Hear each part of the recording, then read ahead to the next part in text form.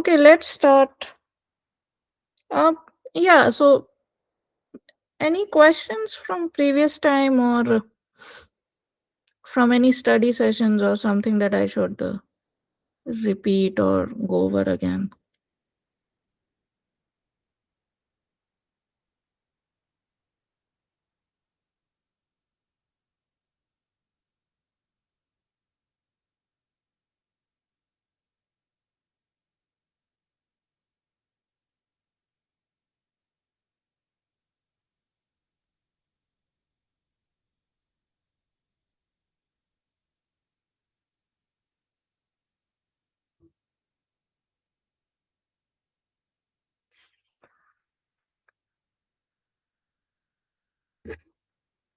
Okay, it looks like there are no questions. But yeah, if there are any questions anytime, just feel free to post it in the chat or just unmute and ask. That's also an option. Okay, so let's continue what we were discussing last time. So we were discussing while pairing, and I defined what the function is. How do we have yet to see how do we explicitly compute the function. So let's just recall whatever we have done so far. So recall. So we were discussing while pairing. So it's a so we have a natural number that we chose to be co-prime to characteristic of our field, and then we defined a map from En cross En to roots of unity, and this N was such that it is co-primed with characteristic of our field. And of course, E was an elliptic curve over K. And we defined this map using two functions, small f and small g, that that we have not seen how do we explicitly construct those maps f and g, but we know what they are, like what are their divisors, let's say, right? So today we'll see how do we choose these functions and how can we construct them. But before that, let's just finish one property that I was showing last time, and I got mixed up on that. So when we define this function with respect to g, we had 5 or 6 properties that uh, we listed that it satisfies, and one of them was this. So this is finishing proof of Galois equivariance.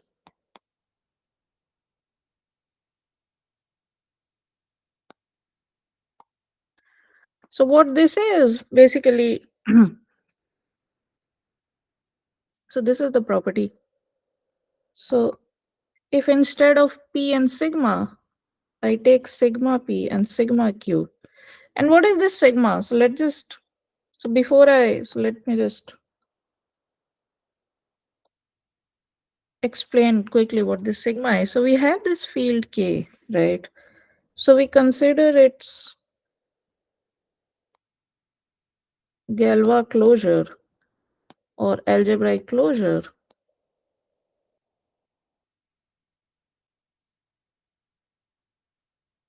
This is a Galois extension over K, and if I take its Galois group and I take an element in here, that's what I denoted as sigma. And these are so Galois group is nothing but, so I take all the, so this is a field, right? So this Galois group is nothing but its group of all automorphisms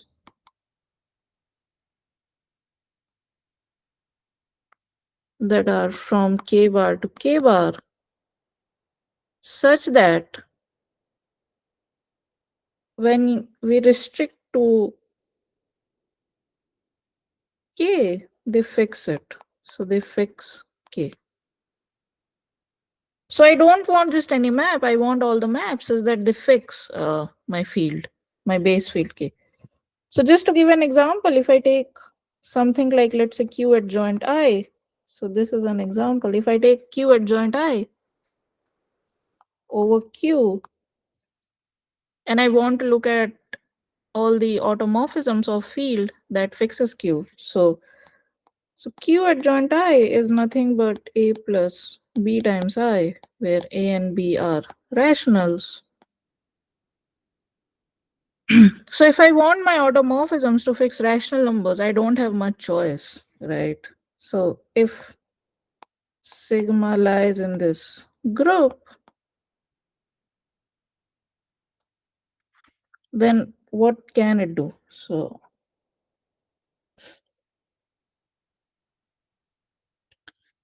there are not much possibilities. So if I take an element, let's say a plus bi, I know it's a field automorphism, right?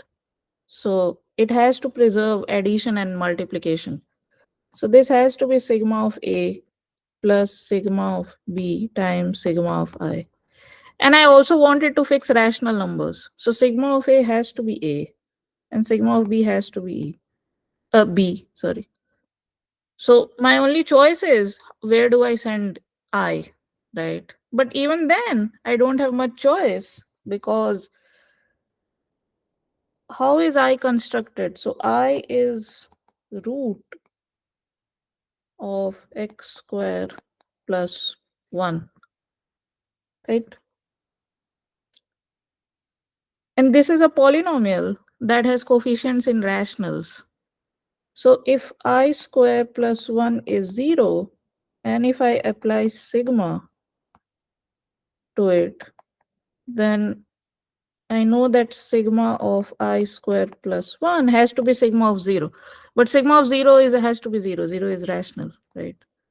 Now by same logic, sigma of I square plus 1, it has to preserve addition and multiplication. So it will be sigma of I square plus sigma of 1. But sigma of 1 is 1 again. So 1 has to be 0. So sigma of I is also a root of x square plus 1. So there are only two possibilities. Sigma of I either has to be I or minus I. So if I look at my Galois group of Q adjoint I over Q, it only consists of two elements. First is the identity map, and the second is this map that, so it's sufficient to define it on identity. Sorry, on iota. It sends I to negative I. These are the only two maps, right?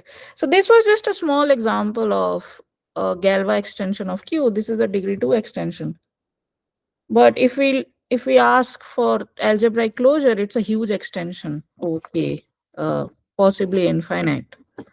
So the group is slightly difficult to list it down by hand, but so that's what I mean when I say that I fix my base field. So I want all the automorphisms of k bar so that the base field is fixed. Anyway, so if I take any such element in here, the while pairing is preserved. So Galois equivariance of while pairing is this property.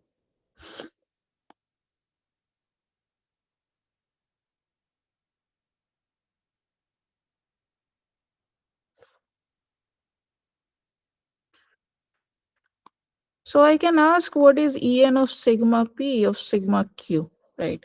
And this question makes sense because remember my elliptic curve is defined over k, right?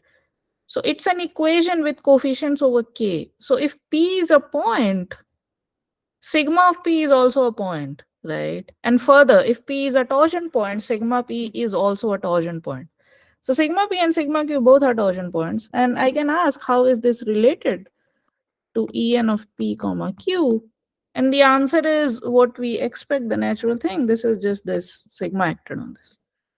And now this is roots of unity. But again, roots of unity, they are algebraic. They satisfy an equation over Q. So if you act sigma over a root of unity, that thing will also be a root of unity. So, and why is this? So this is what I was trying to show last time and I got a bit mixed up. So En of sigma p sigma q was defined with respect to a function g, and this was g of sigma q x sigma p over g of sigma q x. But this is where the property comes that we can choose any x and we are good. This while pairing doesn't really depend on x. Or in other words, if you think of it as a function where x is changing, it's constant. So I can really replace it with any x of my choice. So let me replace it with sigma x, sigma p.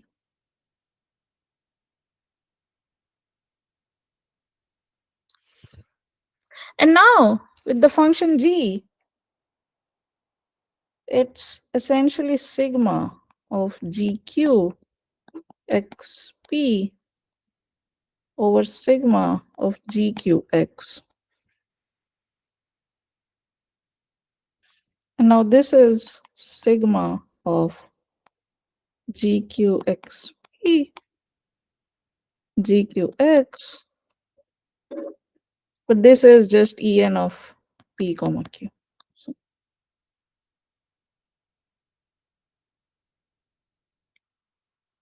so that's why this function is Galois equivariant. So,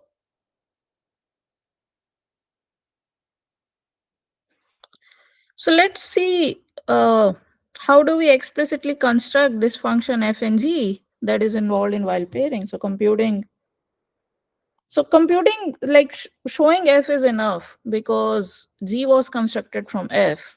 Uh, if we compose f with basically n multiplication and take its mth power, that was g.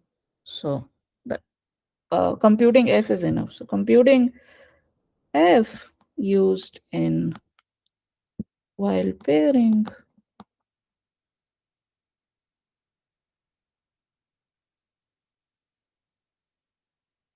So this is what we do. So remember, if we have an elliptic curve, and just to draw a picture, so remember how we add an elliptic curve. So if I have an elliptic curve here, and if I take 2 points, let's see, P and Q. So what I do is I take the chord joining them. And if they are same, I take the tangent at that point. And I extend this to see where it intersects my curve in the third point. Whatever this point is, I take its reflection. And this is my point, P plus Q. So this vertical point is, or this point is rather minus of P plus Q. So this is how we add using chords and tangents. So to define this function f, I'll basically exploit this addition of elliptic curves. So this is what we do. So we take LPQ, which is line joining P and Q. P and Q are points on elliptic curves, any points. And if P is equal to Q, we take the tangent line at P.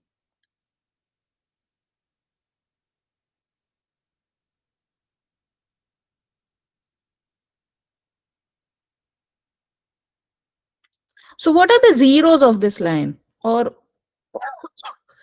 if we think of line as an equation, what are the zeros or what are the points on this line? So it's a line that intersects with a cubic. And since we are in projective plane, this will have exactly 3 zeros. And we know what they are. What are the 3 points that lie on this line? It's if you just look at the picture. These points are p, q, and then minus of p plus q. So zeros of this line are p, q, and then minus of p plus q. So now I do the following. I'll define another function called g p comma q as follows. So I take this line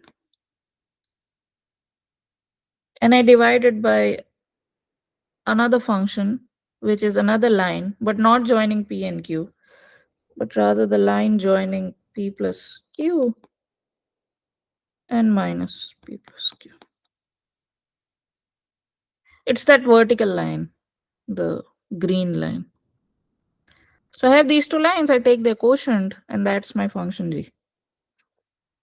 And now this using this function is basically how we will construct our function f that will be used in while pairing.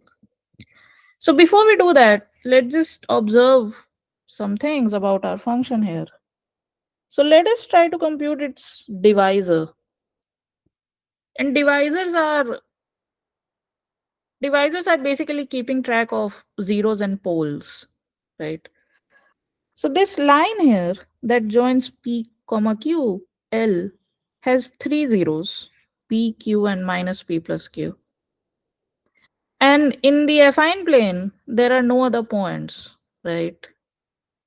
There are no other zeros or poles. So there, so it has three zeros, and on affine plane, there are no other zeros and poles.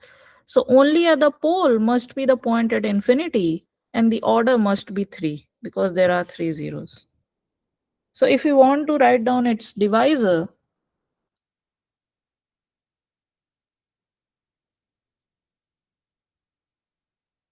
it's so all the zeros have coefficients, whatever the order of zeros are. So three zeros, p, q, and each have order one. So the divisor is p plus q plus minus p plus q. And then there is a pole at infinity of order 3. So minus 3 times. This is the divisor associated to it. And just as a reminder, these are, so this, this is really a formal sum here. So, so I'm not literally adding them. Think of them as a formal sum. And this thing here inside brackets, this is the point on elliptic curve. So this is addition on elliptic curve.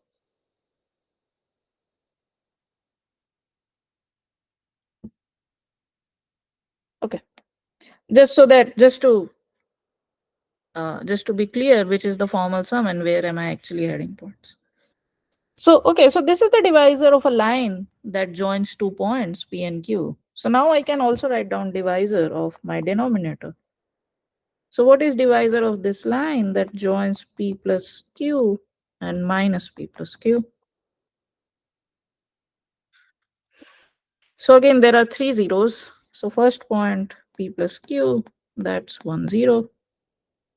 Second zero is at the second point, minus of P plus Q.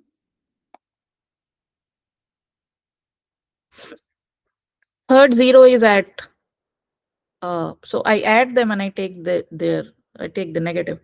But P plus Q, when I add it to its inverse, it's the point at infinity, and its inverse is also point at infinity. So plus point at infinity minus 3 times O. But now I can add the coefficients of these two things, and I can simplify this a bit. And this is P plus Q plus minus P plus Q minus 2O. Okay, so now I have divisor of my numerator, I have divisor of my denominator. So I can also work out divisor of G. So divisor of G,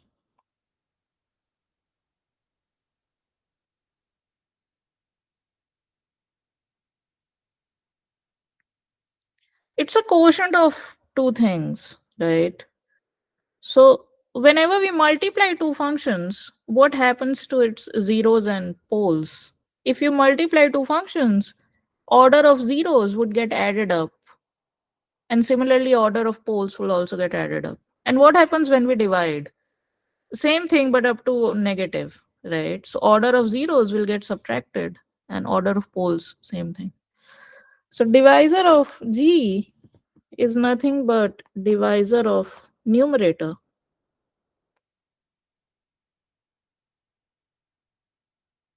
minus divisor of denominator.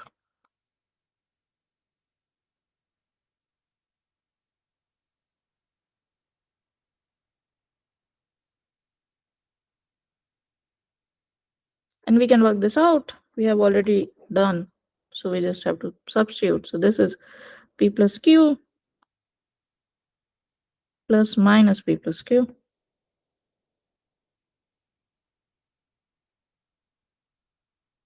minus 3 times o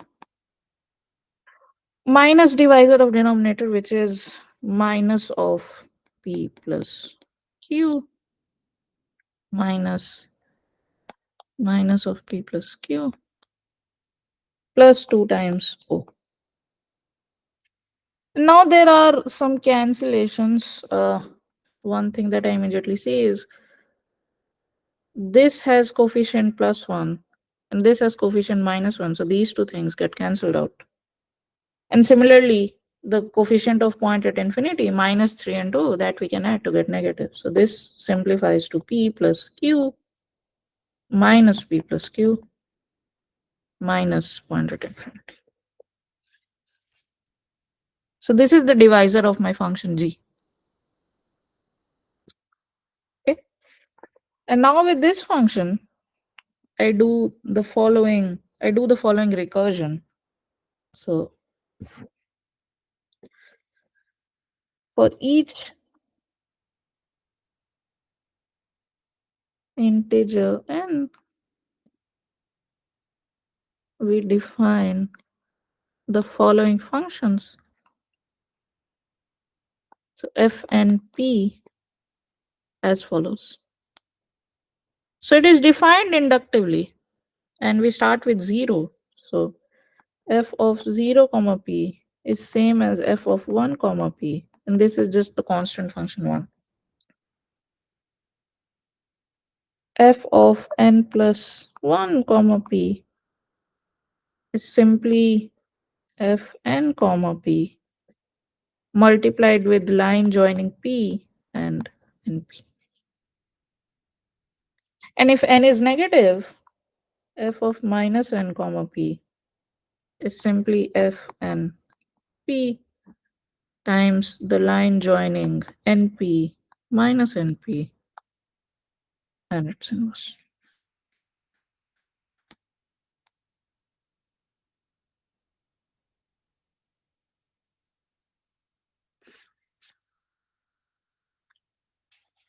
Now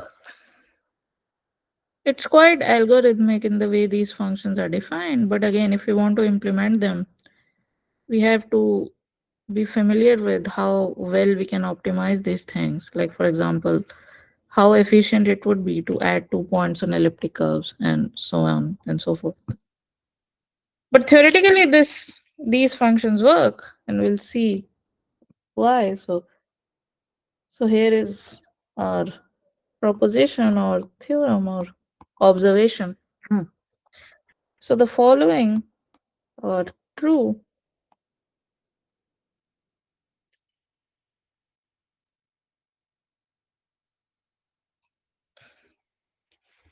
So if you look at divisor of f and p,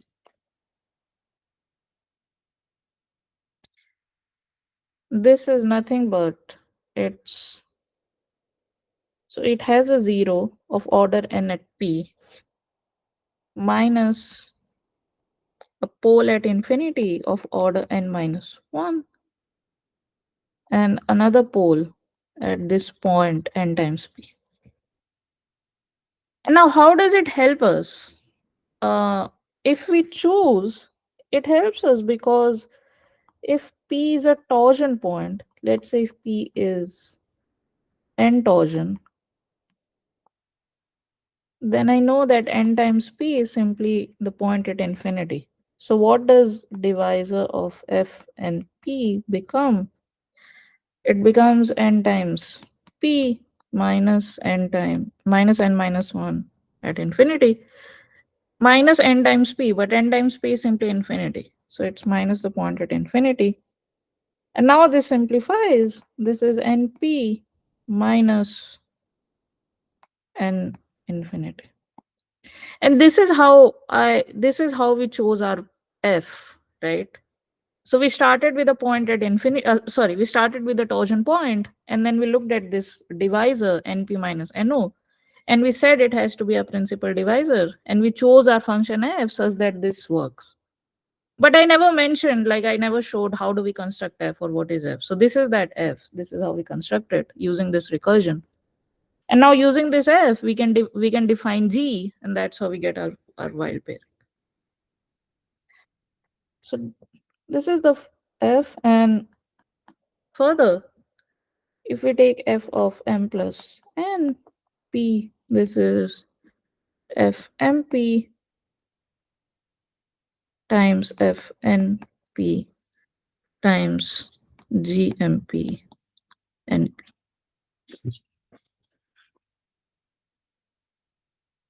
And third is, if we take product,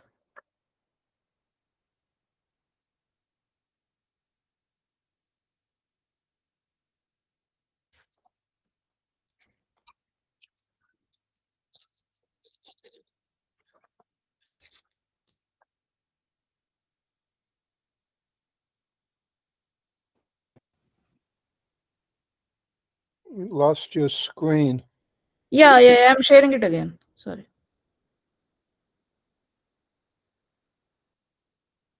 I don't know what happened. Oh, but yeah. Okay. And if we take the product, f mn comma p, this is simply product of f mp and then f n comma mp,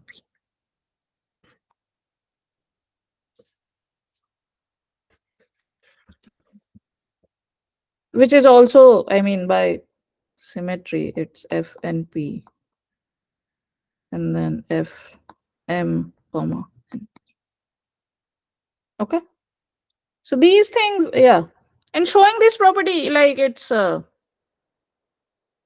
we just have to keep track of divisors, and we define RF inductively. So to show these properties, we'll also use induction. So let's finish this so that let's try to show this.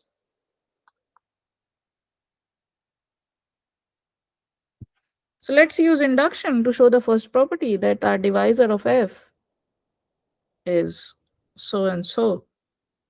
So we'll use induction to show this.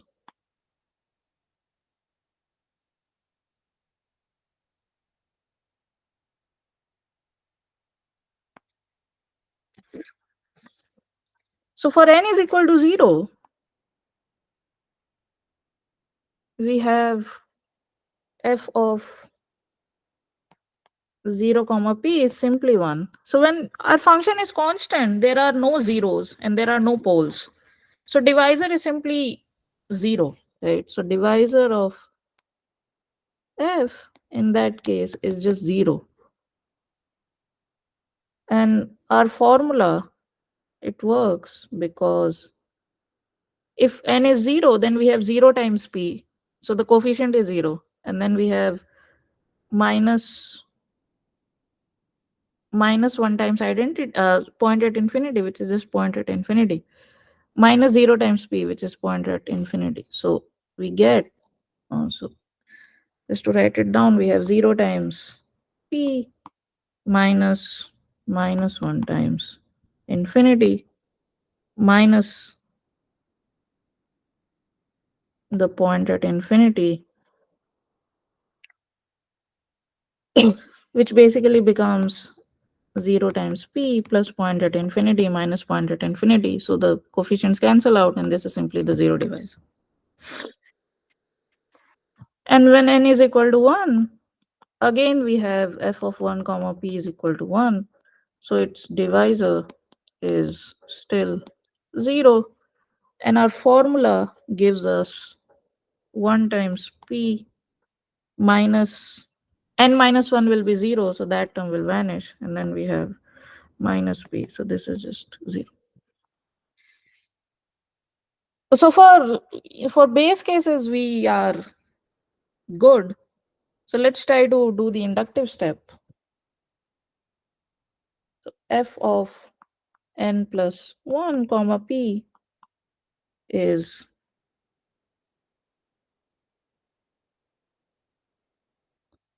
fn p times gp and p. So its divisor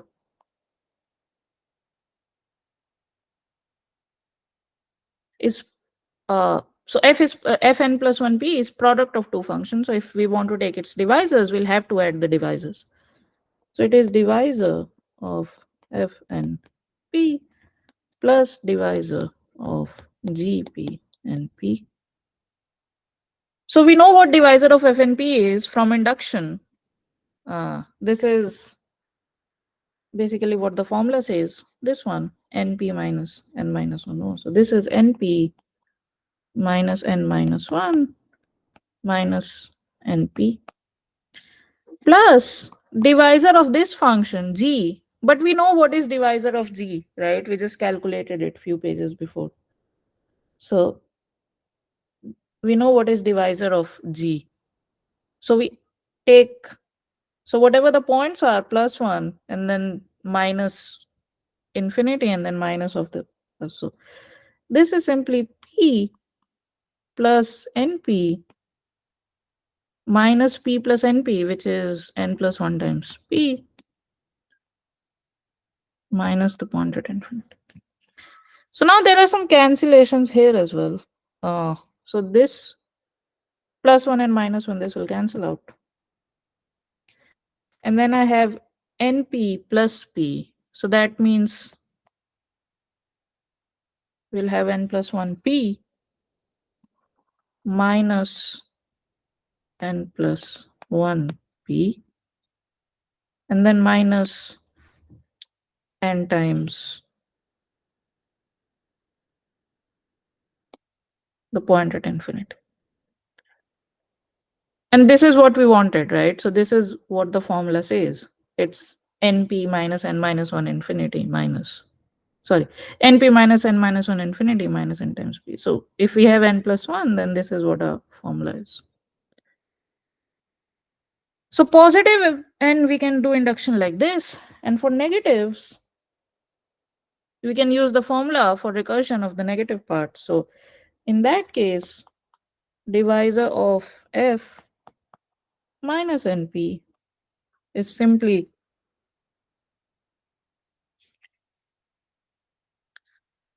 so just to go back few pages, how did we define negative part? We have a product and then we take its reciprocal.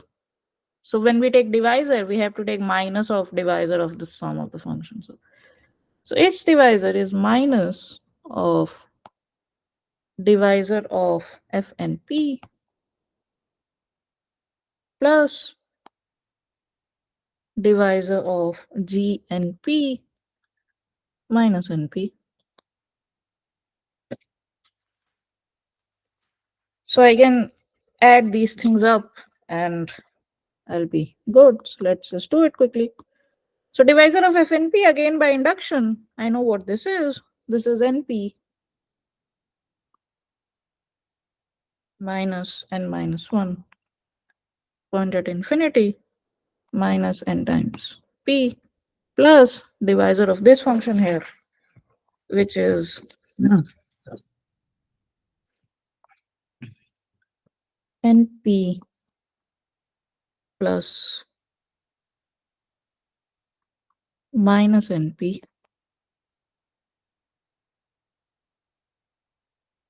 minus So when I add these two things, I simply get infinity. So minus infinity minus 2 times infinity.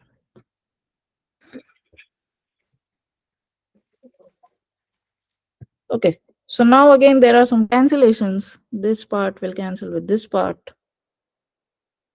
And then I'll be left with minus of np plus minus np. And then n minus 1 plus 2, which is n plus 1. So, and then minus of that. So simply it's minus np minus minus np plus n plus 1.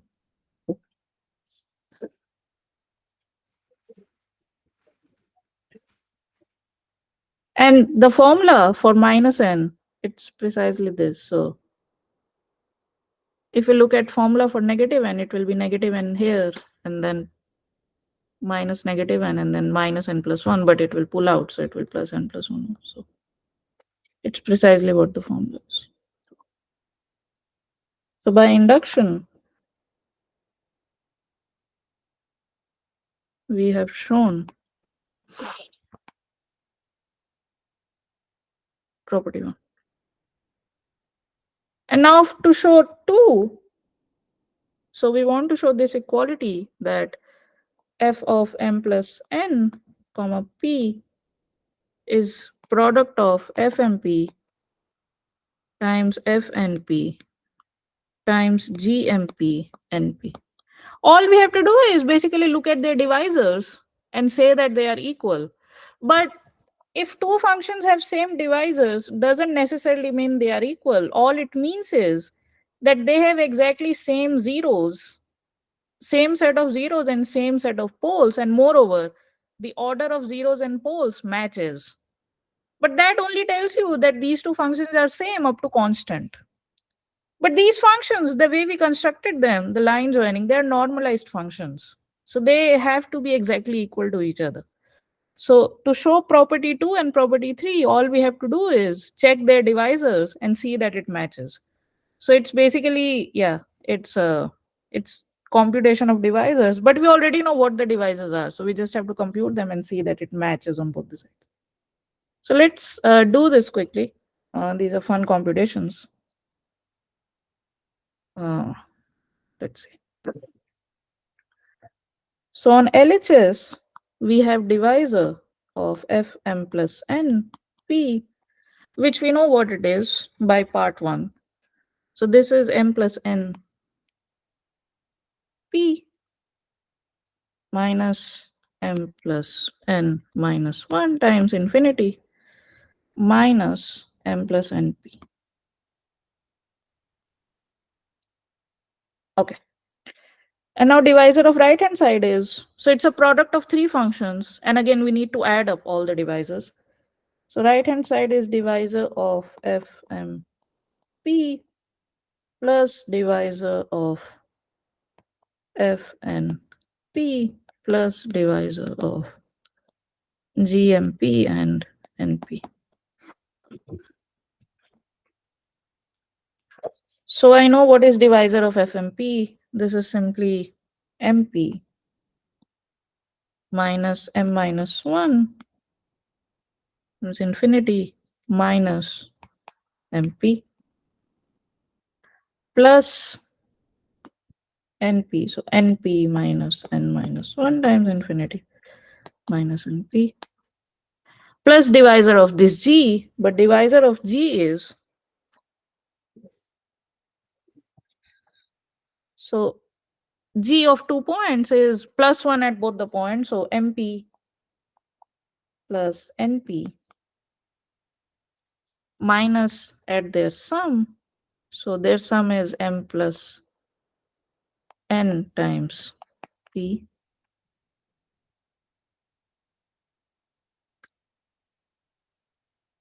minus the point at infinity.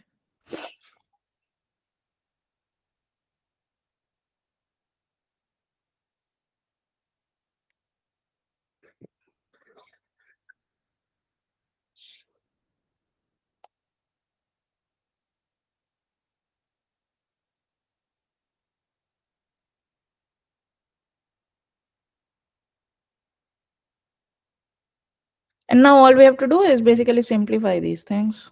So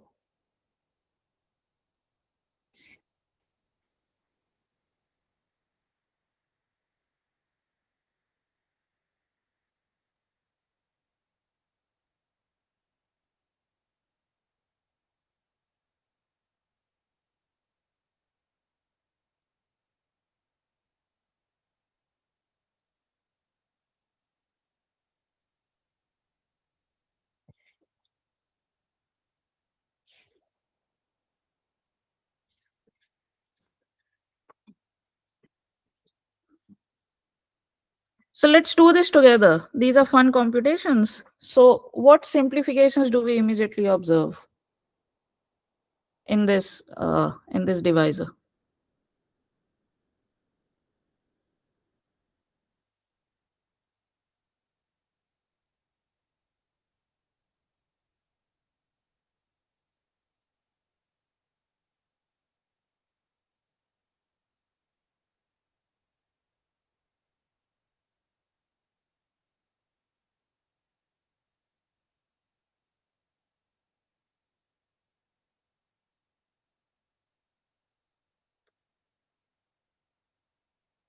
Do we see some cancellations, or do we see some coefficients coming together?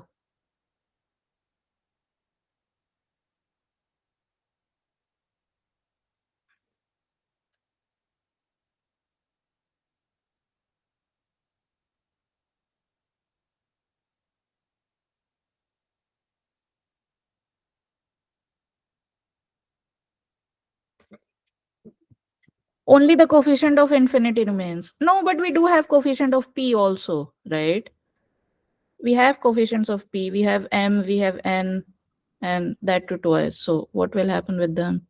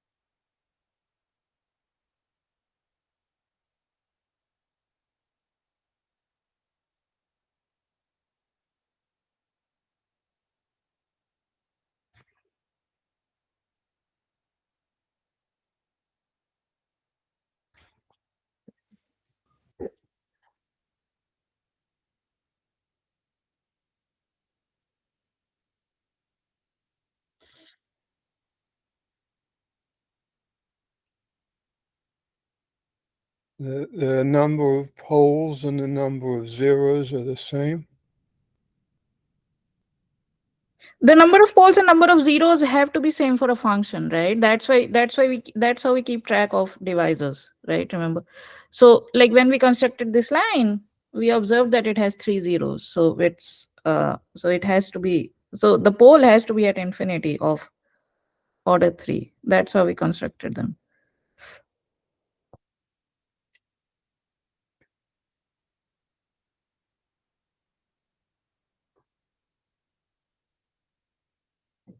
But no, so what I'm saying is, how do we, so we have these divisors, right?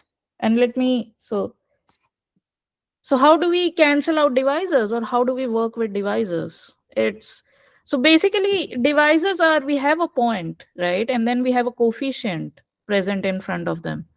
So what we do is we cancel out, basically we add them like polynomials. We keep track of coefficients and we add or subtract them essentially. So what will happen here is, remember what is divisor of fmp? It's, we take m times p, and that is one point, and then we have a divisor associated to that. And so this mp is, just to revise again, this one is different from this one. Because in the first one, I'm thinking of P as a point and M as a coefficient. But here I'm adding M times P in an elliptic curve and I'm thinking of 1 as a coefficient. So that's the difference. Okay. So what will happen is this one will cancel out with this one, right? Because here the coefficient is +1 and here the coefficient is -1. So, yep. So this will cancel out with this, n will cancel out with this, and whatever is remaining, then that will have to simplify. So we are left with mp plus np. So the coefficients will add. So this will become m plus n times p. And then I'll add the coefficients of infinity, which is m minus 1 plus n minus 1 minus 1. So which is minus m plus n minus 1 infinity. And then I'm left with this one minus m plus n p, but like this, right? And now if we look with left hand side, this is what the divisor on left hand side is, right? M plus n times p minus this minus this. So these two functions, one on left hand side and the other on right hand side, which is a product of bunch of things, they have exactly the same divisors. And same divisor means that they have exactly the same set of zeros and same set of poles with exactly the same order.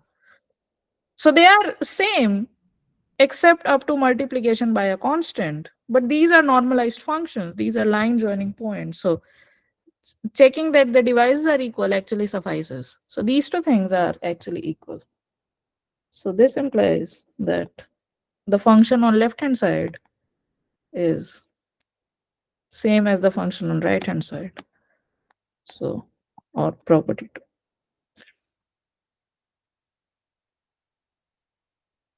So adding and subtracting divisors is basically like playing with polynomials. You just have to subtract and add coefficients. So you just have to keep track of what the coefficients are. Okay. So let's try to show number 3. Again, the same thing. We have to show that a bunch of functions are equal. So we'll just take their divisors and play with them. So fnp is equal to fmp fnmp. And once we show this by symmetry of m and n, it will follow. So this equality is by symmetry of m and n. It will follow that it is equal to fnp times fm and p. Any questions?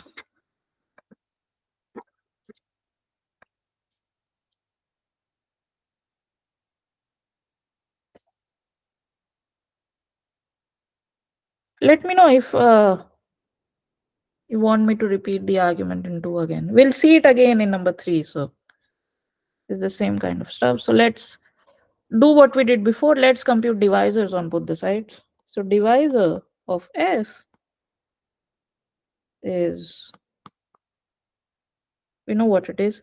So we take a point, we take the coefficient mn in front of it, minus mn minus 1 times infinity minus mnp. Okay. And now the divisor of right hand side is, so right hand side is product of two functions. So divisor of product is sum of their divisors. So it will be divisor of fmp plus divisor of fn comma mp. But we know what this is. This is using part 1. It's m times p minus m minus 1 times infinity minus mp plus n times mp And now when I write n times mp, I'm thinking of mp as a point on my elliptic curve, and n is the coefficient corresponding to it, minus n minus 1 times infinity minus np, which is basically n mp. Okay. So now what I immediately see is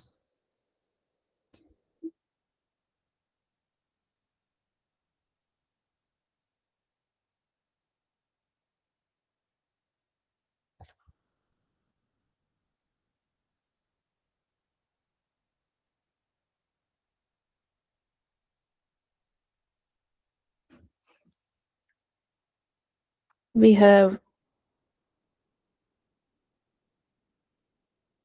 so there are the only coefficient corresponding to p here is m, so this will stay as it is, and then this also stays as it is. What will happen to infinity is, so we have m minus 1 plus m minus 1, so it is m plus n minus 2 times infinity, and then something else cancels out. So I have n here, and then I have minus 1 here, so I'll have n minus 1 times mp. It's not exactly the same what I want, so some manipulation here.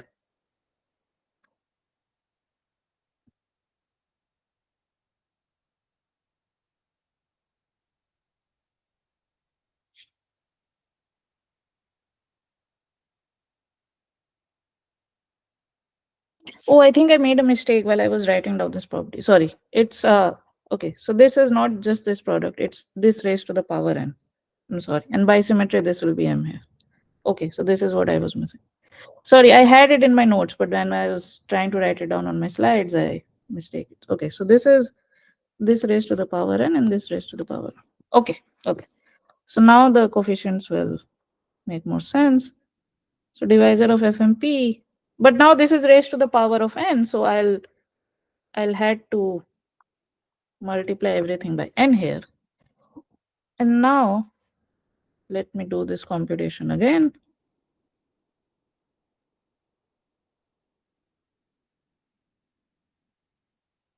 Okay, so the first term I have p, the coefficient in front of m, and I'm multiplying it with n.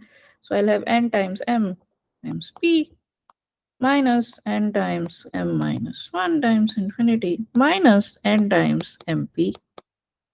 Okay, plus I'm adding it to it n times mp minus n minus 1 times o minus n mp. Okay, so now this term will cancel out because the coefficient in front of mp is n and coefficient in front of mp is n in the second term, so they both will cancel out with each other.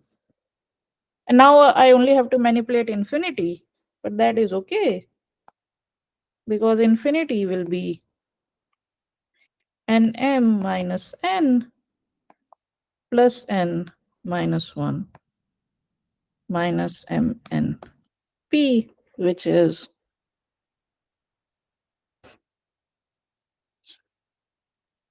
so this simplifies out like this. So this is nmp minus nm minus 1 times infinity minus mn, which is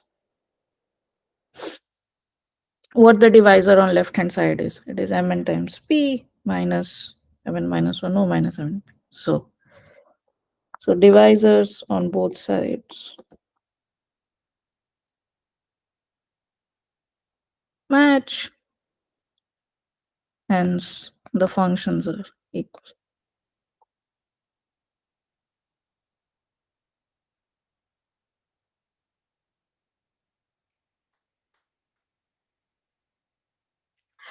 So right. And now the second part, I just want to repeat it again. If instead of m we, like this is symmetric in m and n, so the second inequality will simply follow by symmetry of m and n. So this is how we construct the functions used in while pairing. This is quite recursive. We can, but yeah, if one wants to implement this, there will be various issues like how do we make point addition on elliptic curve really efficient, and how do we optimize such things and everything. So this can be a nice question to tackle, like how do we implement this in practice. But anyway, so